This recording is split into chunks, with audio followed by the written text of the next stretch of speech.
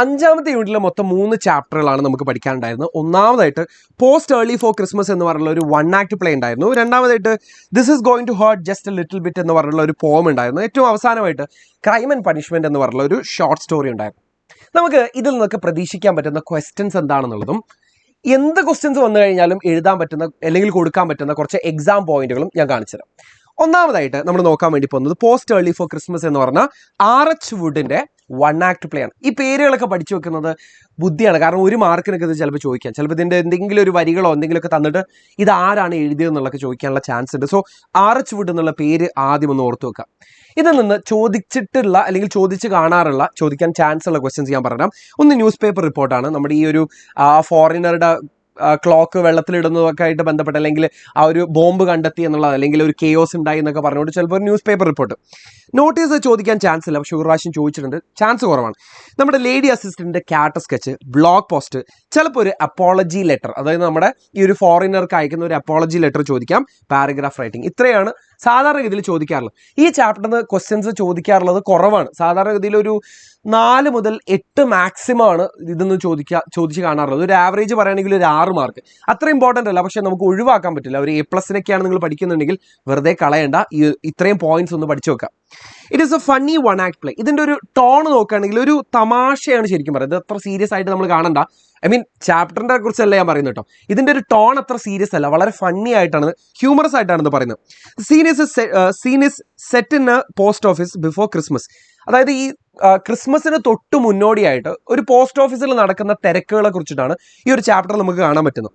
അവിടെ ഒരു അസിസ്റ്റന്റ് ഉണ്ട്, അതായത് കാര്യങ്ങളൊക്കെ ഡീൽ ചെയ്യുന്ന ഒരു അസിസ്റ്റന്റ് ഉണ്ട്, ഒരു lady assistant. Keeps telling people to post early. അപ്പോൾ ആളുകളോടൊക്കെ അവിടെ ഒരു പോസ്റ്ററും കൊടുത്തിട്ടുണ്ട്, പോസ്റ്റ് ഏർലി ഫോർ ക്രിസ്മസ്. ഈ തിരക്കുകളൊക്കെ ഒഴിവാക്കാൻ വേണ്ടിയിട്ട് നിങ്ങൾ നേരത്തിനും കാലത്തിനും അയക്കണമെന്ന് പറഞ്ഞുകൊണ്ട് ഒരു പോസ്റ്ററും കാണാൻ പറ്റും.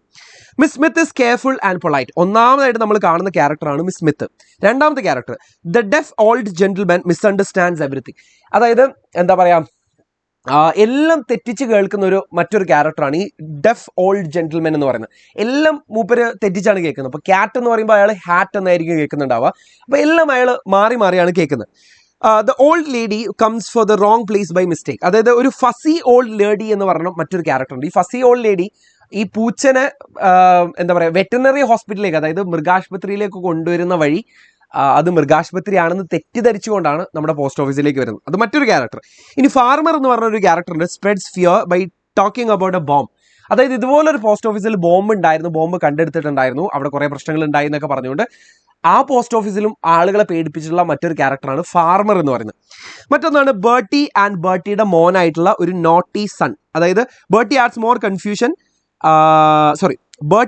Confusion with his naughty behaviour. Bertie ആണ് അവിടെ കുറേ കുറുമ്പ് കാണിക്കുന്ന മറ്റൊരു ക്യാരക്ടർ. പിന്നെ the foreign tourist parcel is mistaken for a time bomb. ഇതിൽ ഒരു ഫോറിൻ ടൂറിസ്റ്റ് വരുന്നുണ്ട്. ആ ഫോറിൻ ടൂറിസ്റ്റ് പാർസൽ അയക്കുന്ന സമയത്ത് പുള്ളിക്കാരൻ്റെ ഒരു ഏകദേശം രൂപഭാവവും പുള്ളിക്കാരൻ്റെ ആ ഒരു സംസാര രീതിയൊക്കെ കണ്ടിട്ട് ആളുകൾ തെറ്റിദ്ധരിച്ചു അതൊരു ബോംബായിരിക്കും എന്നുള്ളത്. പക്ഷേ അത് ആക്ച്വലി ഒരു സ്വിസ് ക്ലോക്ക് ആയിരുന്നു. ഭയങ്കര എക്സ്പെൻസീവ് ആയിട്ടുള്ള ഒരു സ്വിസ് ക്ലോക്ക് ആയിരുന്നു. പക്ഷെ ആളുകൾ തെറ്റിദ്ധരിച്ചിട്ട് പോലീസുകാരൊക്കെ വിളിച്ച് പോലീസുകാർ വെറുതെ ആ ഒരു ക്ലോക്ക് കൊണ്ടുപോയിട്ട് ഒരു വെള്ളത്തിലൊക്കെ ഇട്ട് ആകെ പ്രശ്നമായി.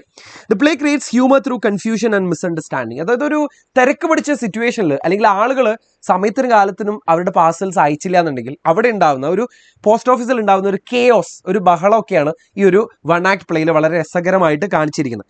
സോ ഇതിൽ നിന്ന് വരാൻ സാധ്യതയുള്ള ക്വസ്റ്റ്യൻസ് ഞാനിവിടെ കൊടുക്കുന്നുണ്ട്. സോ ഇത്രയും പോയിന്റ്സ് നിങ്ങൾ പഠിക്കണം. ഇത്രയും ക്വസ്റ്റ്യൻസ് നിങ്ങൾക്ക് അറ്റംപ്റ്റ് ചെയ്യാനുള്ള ഒരു കോൺഫിഡൻസ് ഉണ്ട് എന്നുള്ളതും നിങ്ങളൊന്ന് ഉറപ്പുവരുത്താം.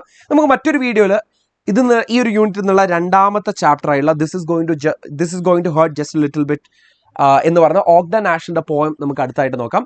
സോ ഈ ഒരു വീഡിയോ നിങ്ങൾക്ക് ഉപകാരപ്പെട്ടിട്ടുണ്ടെങ്കിൽ ചാനൽ ഒന്ന് സബ്സ്ക്രൈബ് ചെയ്യുക, ഒരു ലൈക്ക് അടിക്കുക. ആർക്കെങ്കിലും ഉപകാരപ്പെടുന്നു തോന്നുകയാണെങ്കിൽ ഒന്ന് ഷെയർ ചെയ്ത് കൊടുക്കുക. നമുക്ക് മറ്റൊരു വീഡിയോയിൽ കാണാം. ബൈ.